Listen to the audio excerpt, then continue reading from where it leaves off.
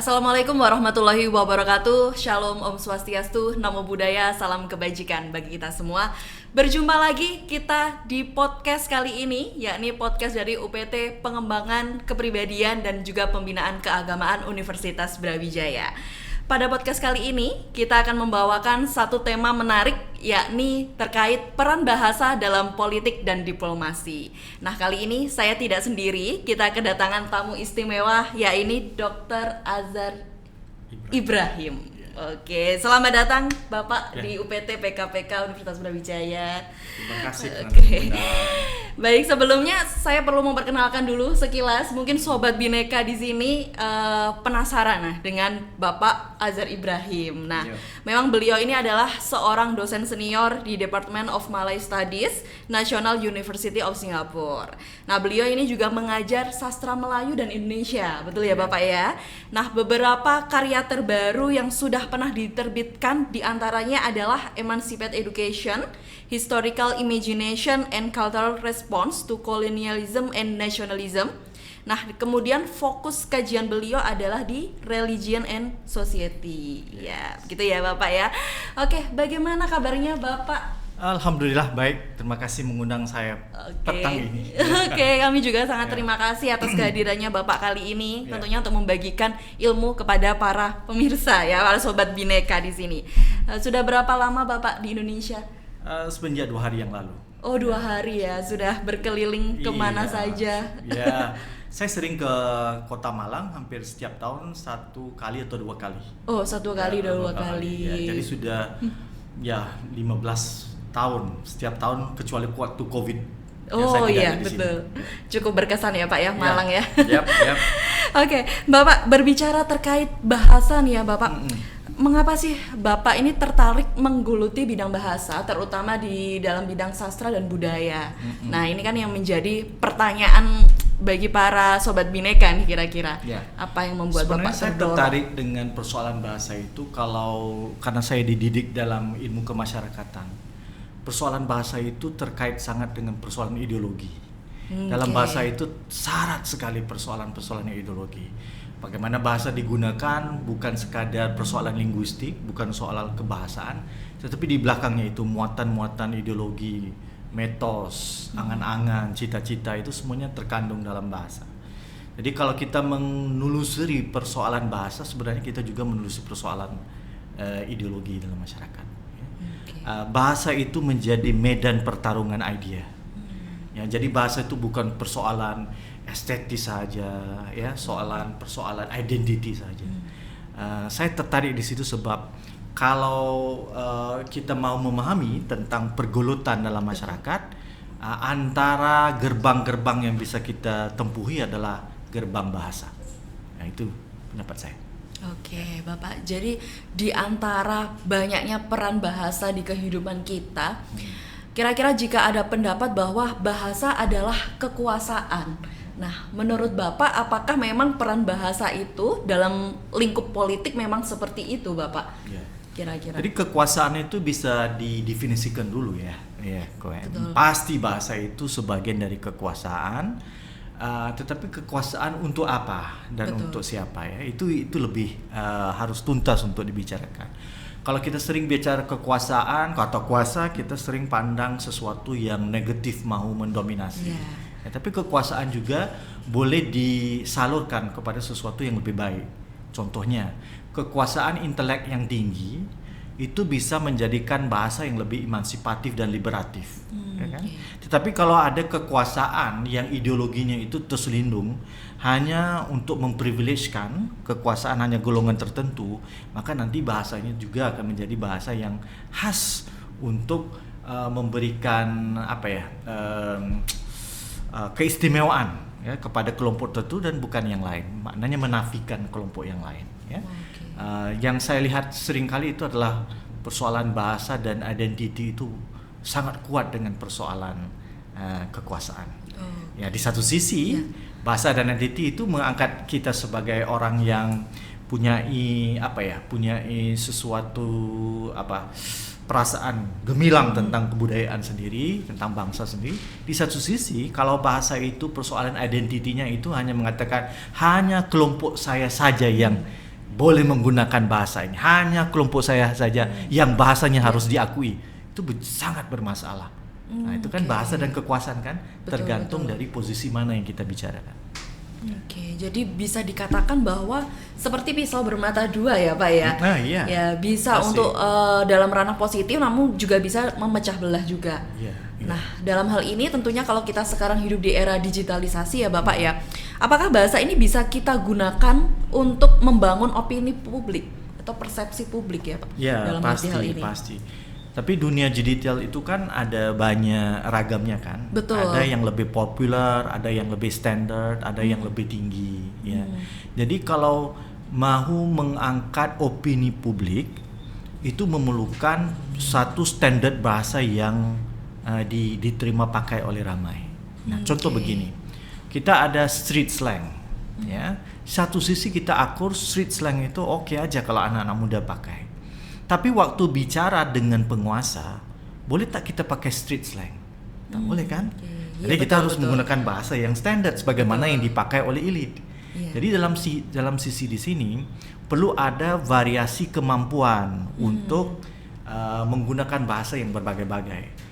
Ya, kalau kita hanya sangat meriah untuk mengatakan, oh I want to use this funky language, street language, ya silakan. Tapi jangan angan-angan kita boleh berbicara dengan penguasa. Ya, jadi ini sesuatu yang harus difahami dengan lebih cermat oleh para pengguna bahasa. Berarti memang kita harus mengenal ranah masing-masing bahasa ya Bapak ya. Benar. Nah di sini tuh mungkin tantangan kita ke depannya adalah di generasi muda sekarang ini, di mana bahasa itu sekarang sudah bercampur baur. Bahkan ada satu fenomena yaitu xenoglossophila ya Bapak ya, di mana bahasa Inggris atau bahasa luar ini lebih diagung-agungkan untuk dipakai dalam kehidupan sehari-hari dibandingkan bahasa nasional sendiri nih. Nah kira-kira apa tanggapan Bapak terkait fenomena tersebut ya Bapak? Satu kecenderungan itu memperlihatkan ya adanya minat untuk menguasai bahasa yang lain satu sisi. Betul. Ya kan? Dan agaknya lebih bagus kalau kita memiliki anggota masyarakat yang punyai kemampuan berbahasa yang berbagai. Ya. Dunia ini akan saya rasa lebih warna-warnanya lebih menarik kalau orang yang boleh berbahasa berbagai-bagai. Contoh saya di sini, waktu saya di Malang, saya rasa satu kekurangan karena saya tidak bisa bicara bahasa Jawa. Oh iya. Kan? Bayangkan kalau saya bisa berbicara bahasa Jawa. Betul. Ya. Jadi itu adalah satu sisi yang penting untuk menguasai berbagai bahasa. Tapi satu sisi yang lain yang hanya yang disebut tadi xenoglossia gitu ya. Xenoglossophila betul. Itu sepertinya mengagung-agungkan bahasa yang asing dari luar sampai mengkesampingkan bahasa sendiri. Nah, itu kan antara ciri-ciri orang ataupun penutur yang kurang rasa bijak, gitu ya. bijak ataupun kurang rasa besar tentang bahasanya sendiri. Dia rasa kerdil tentang bahasanya sendiri. Betul. Ya, dipikirkan dengan menggunakan bahasa asing itu dia menjadi lebih megah, lebih kuat. Ya, kalau saya lihat itu mungkin ada satu ciri yang panjang itu adalah minda tertawan, the captive mind itu. Jadi apa yang asing dari luar pasti lebih bagus dari apa yang di dalam. Betul. Nah, ini beda dengan code switching. Ya, code switching itu kan kadang-kadang kita bicara bahasa Indonesia tapi sedikit ada bahasa Inggris, itu oke lah. Saya rasa itu sebagai phenomenon language, not a problem. Ya, sebab masyarakat sedang berevolusi mengadaptasi bahasa. Tapi kalau singgahnya meninggalkan bahasa sendiri hanya untuk mengangkat bahasa asing, itu sendiri malahan merugikan. Nah, bila merugikan itu berarti ujung-ujung dia tidak dapat menguasai budayanya sendiri ataupun bahasanya sendiri ya. Kadang-kadang anak-anak lebih megah, oh saya sudah bisa bicara atau membaca karya asing. Betul. Nah, tetapi tidak pernah menjenguk karya Indonesia. Ya kan? Jadi itu mungkin sesuatu yang harus dipertimbangkan dengan. Dan dari mana itu harus dipertimbangkan? Itu model-model dalam masyarakat, tokoh-tokoh dalam masyarakat. Tokoh-tokoh masyarakat yang berbahasa bagus, baik, itu akan menjadi model pada anak-anak. Oke, memang perlu dibutuhkan sosok-sosok seperti itu ya Bapak ya. Nah kalau kita berbicara terkait xenoglossophilia itu tadi, mungkin memang tidak lepas dari adanya prestis bahasa. Jadi mereka terdorong dengan adanya interaksi di komunitasnya, Bapak kemudian berdiplomasi dengan orang lain, dalam hal ini bisa berarti untuk bisnis dan lain sebagainya. Berarti itu sesuatu hal yang wajar Bapak jika kita menggunakan bahasa asing dalam artian untuk prestis begitu. Iya. Karena ini sebagian dari apa yang disebut oleh Ngungi Wadyongo, terdapat hierarki bahasa atau feudalisme bahasa. Bahasa yang punya prestis tinggi dianggap sebagai ini yang memperuntungkan, ya kan? Nah, jadi mungkin karena kita pernah dijajah, ada sisi captive mind yang sedang berlangsungan. Jadi kita melihat bahwa bahasa kita itu bukan sebagian daripada bahasa dunia. Ya, kita tidak pernah mau tampil bahwa bahasa kita sebagai bahasa dunia. Jadi ujung-ujungnya kita lebih tertarik pada bahasa dengan lensa yang eksotik, walaupun bahasa itu hanya dituturkan dalam satu negara saja.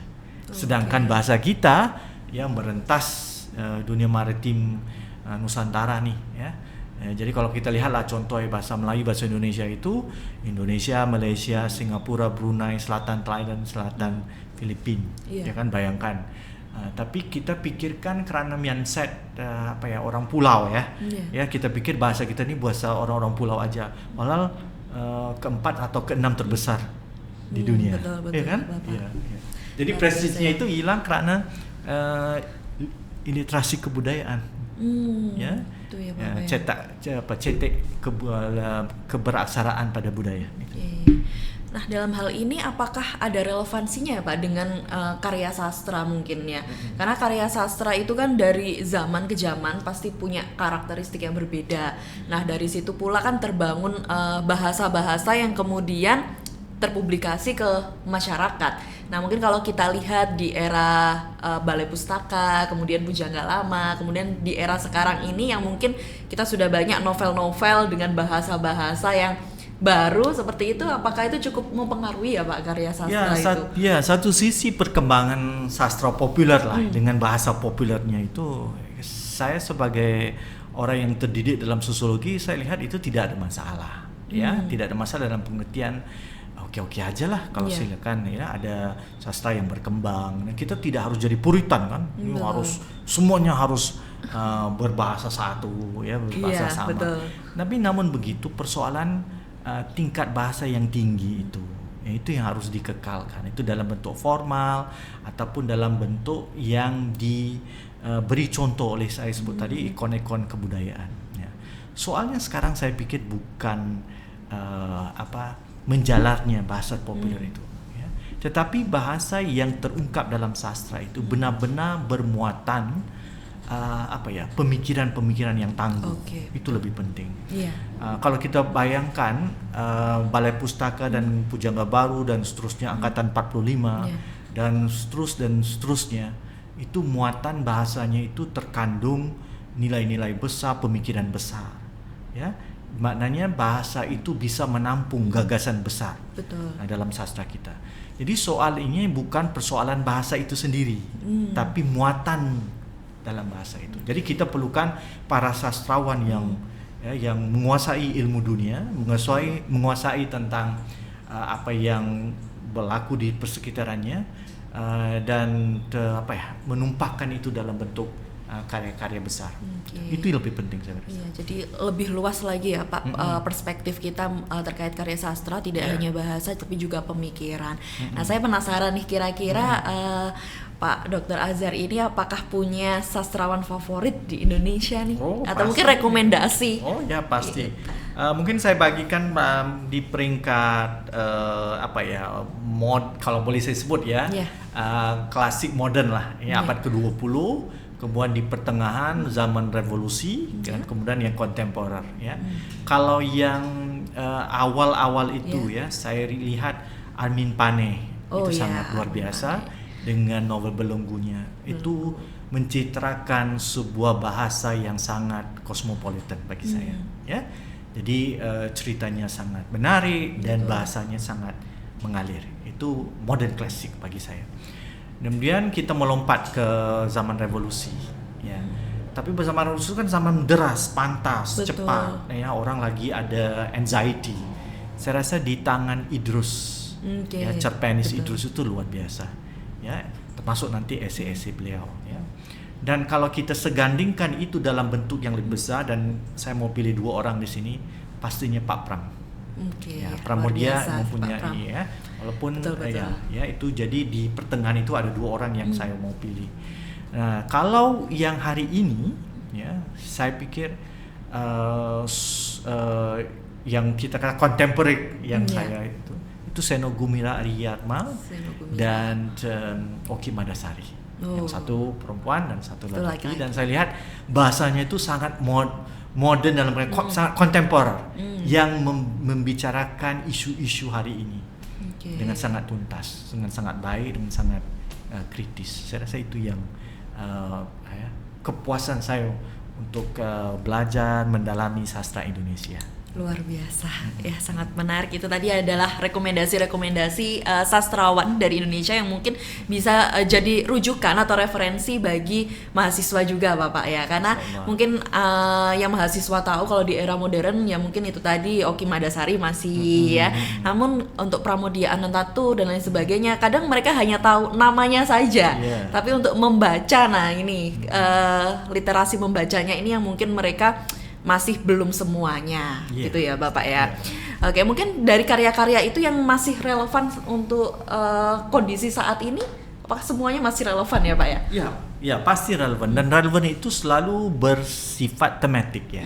Betul. Contoh, kalau untuk imajinasi keagamaan yang lebih rasional dan berpihakan, ya, saya pasti pilih A.A. Nafis Surabonyo Surau Kami. Oh iya, Robonnya Surau Kami. Jadi betul. Relevan itu tidak pernah tunggal. Relevan itu bergantung kepada tema-tema yang kita sedang berhadapan dalam masyarakat.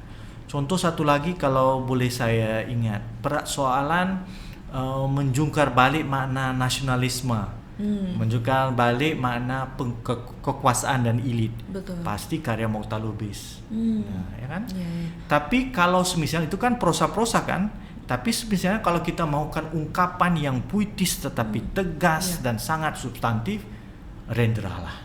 W.S. Rendra. Ya kan? Nah, jadi bagi saya relevan itu bergantung kepada what you want to see. Ya, betul, konteksnya ya pasti berbeda-beda ya tergantung preferensi kita masing-masing. Nah kalau kita tadi sudah berbicara sastra Indonesia, mungkin kita ke sastra Melayu ya Pak ya. Nah saya juga penasaran nih Pak, kalau sastra Melayu ini kan biasanya dia menjadi simbol-simbol religiusitas dalam suatu masyarakat. Nah apakah memang kecenderungannya seperti itu ya Pak ya?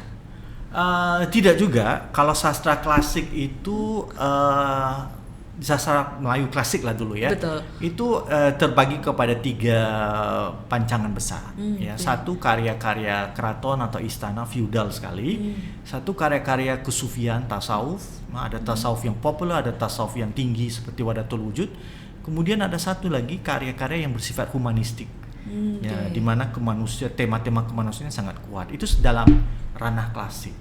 Kalau sastra Melayu modern yang saya lihat seawal abad ke-20, awal-awal itu adalah berkenaan dengan sebenarnya yang agak menarik itu adalah bagaimana melepaskan perempuan dari belenggu.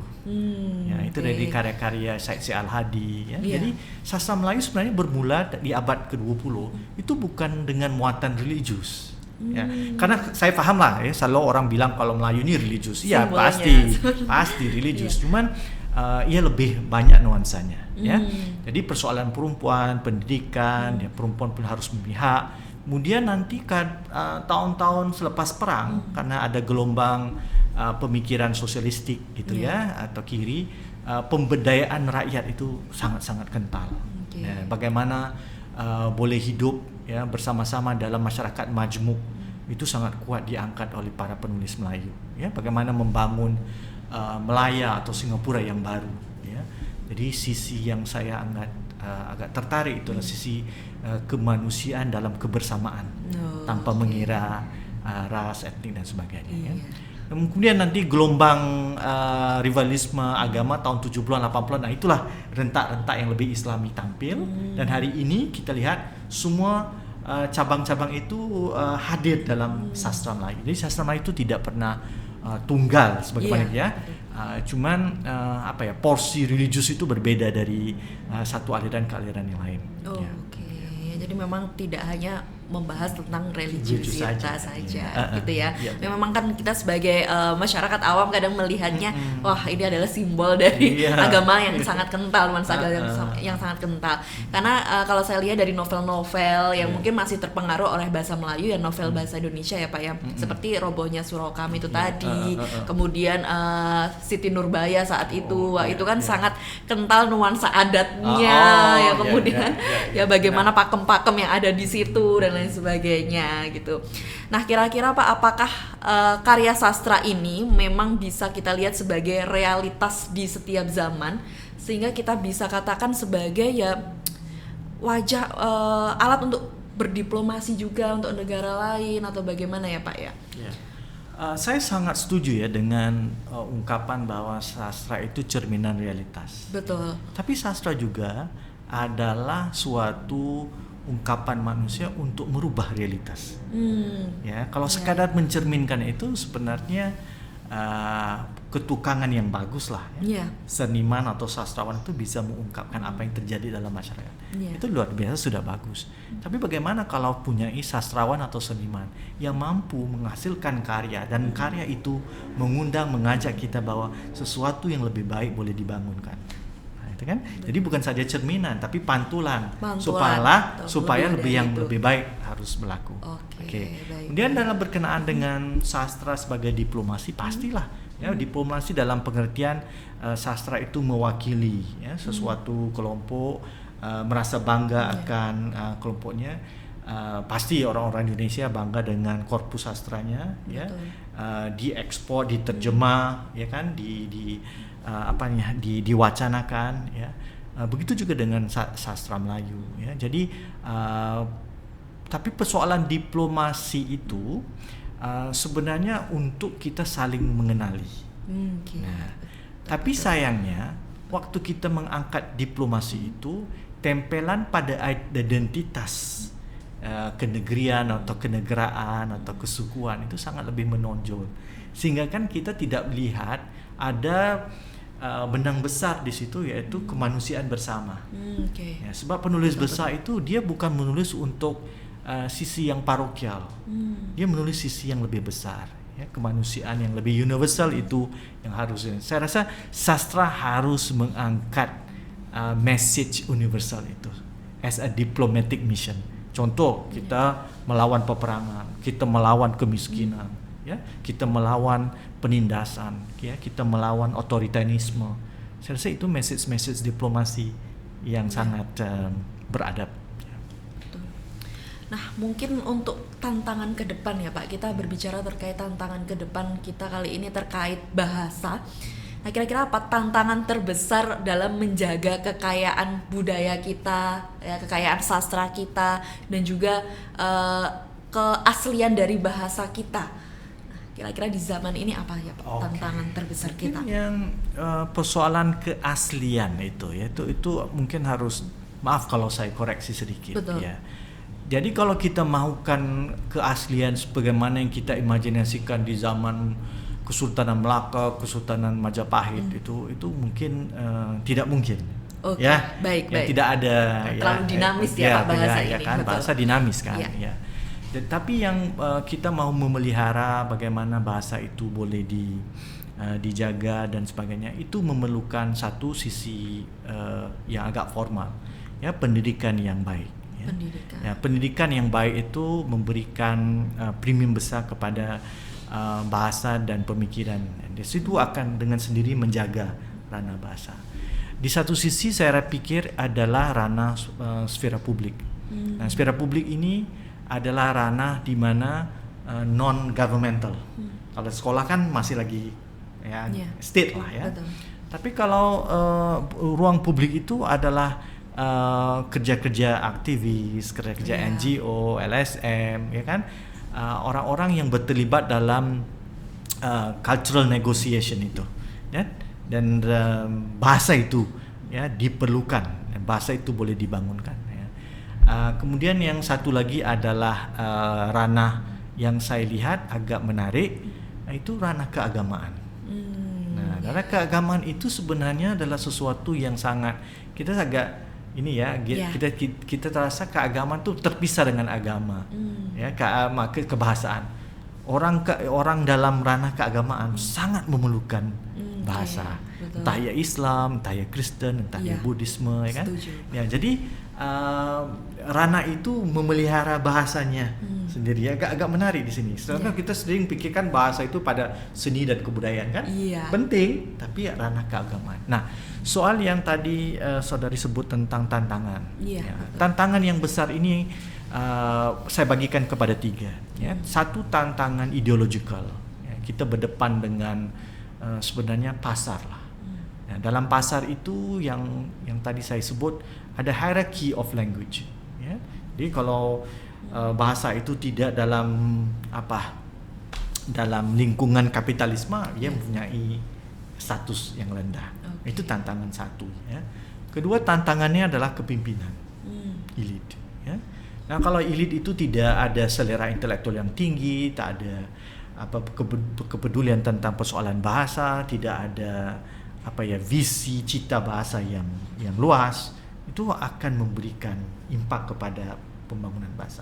Ya, dengan kepimpinan. Ya. Ketiga itu saya pikir adalah persoalan dari ranah kebudayaan. Nah, production of culture, production of knowledge itu memerlukan bahasanya sendiri. Nah, kita sering kagum orang Korea ya, menghasilkan budaya sampai diekspor. Tapi ingat, mereka itu menghasilkan dengan bahasanya sendiri. Betul, Pak. Ya kan? Dan ujung-ujung karena kita ini konsumen kapitalisme, kita mengkonsum budaya dan bahasa orang Korea. Pikirkan itu lebih tinggi. Ya kan? Ya. Silalah kalau mereka mau menjual dan ya, boleh, tapi kita sendiri punya dinamika dan tanggung jawab. Ya. Ranah kebudayaan itu sangat-sangat penting untuk kita pikirkan bangun bersama. Luar biasa ya Pak ya. Jadi ada beberapa tantangan dan juga dari tantangan itu mungkin yang saya ambil, kita perlu bergandengan tangan dari beberapa pihak ya, pemerintah, masyarakat ya, termasuk juga dalam sastrawan juga ya Pak ya, untuk sama-sama menjaga identitas kita dalam hal ini termasuk budaya dan juga bahasa. Nah, mungkin satu lagi Pak, kalimat pesan untuk mahasiswa Universitas Brawijaya sendiri ya, yang mungkin nanti di sini Sobat Bhinneka juga akan menonton dan juga melihat Bapak, dari Pak Azhar sendiri, apa kira-kira pesan yang ingin diberikan kepada mereka?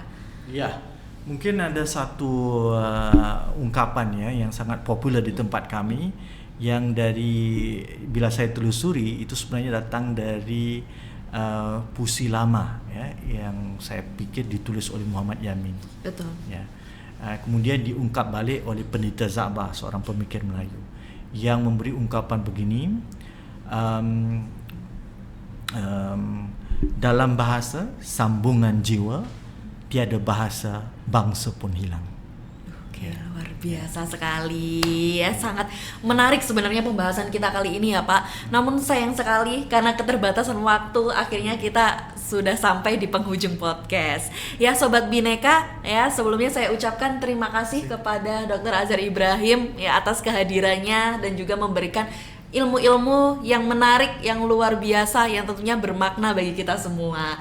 Nah, Sobat Bhinneka, jangan lupa ya untuk terus menonton podcast dari UPT PKPK Universitas Brawijaya. Jangan lupa share dan juga subscribe. Nah, terima kasih untuk hari ini ya, sampai jumpa di podcast-podcast selanjutnya. Wassalamualaikum warahmatullahi wabarakatuh.